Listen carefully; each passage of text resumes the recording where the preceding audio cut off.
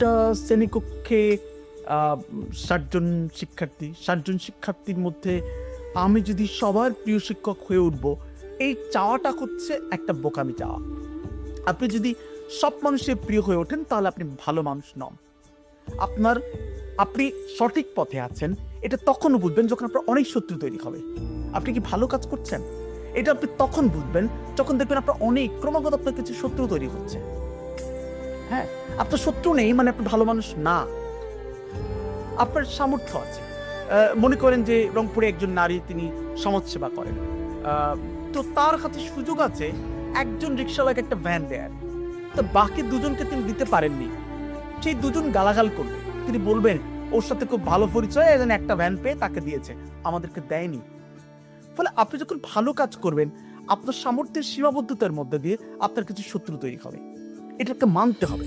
আপনি যদি সবার ভালো হয়ে উঠতে চান তাহলে আপনি আসলে কাজ করতে পারবেন, আপনি কাজটাকে করবেন।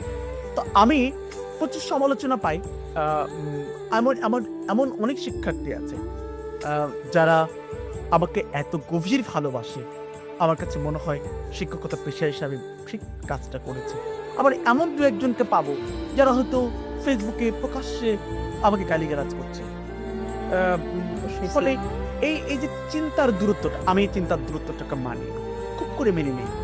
আমার সাথে আপনার সকল চিন্তা মিলবে না। দেখুন, আপনি পৃথিবীতে 800 কোটি মানুষ আছে, 900 কোটি মানুষ আছে। এই 900 কোটি মানুষের চেহারা একরকম নয়, এই 900 কোটি মানুষের চিন্তা একরকম নয়, এই 900 কোটি মানুষের ধর্ম দর্শন একরকম নয়। এবং এই যে নানা রকম চিন্তা, নানা রকম পথ, নানা রকম দর্শন, আপনি আর আমি একই রকম নয়। একই ফ্রেমে যখন দেখাচ্ছে আপনাকে উজ্জ্বল ফর্সা দেখাচ্ছে, আমাকে একটু কালো দেখাচ্ছে, এটা কোনো অবস্থাতেই আপনি আমি এক নই।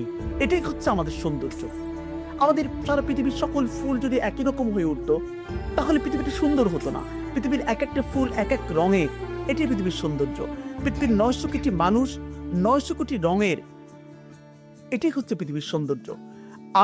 আমার চিন্তার সাথে আপনার চিন্তার দূরত্ব, এটাই হচ্ছে সৌন্দর্য। ফলে আমি কতটুকু আপনার মতকে সম্মান করতে পারছি, আমি একটা কথা খুব করে বলি যে বিরোধিতা হচ্ছে একটা সৌন্দর্য।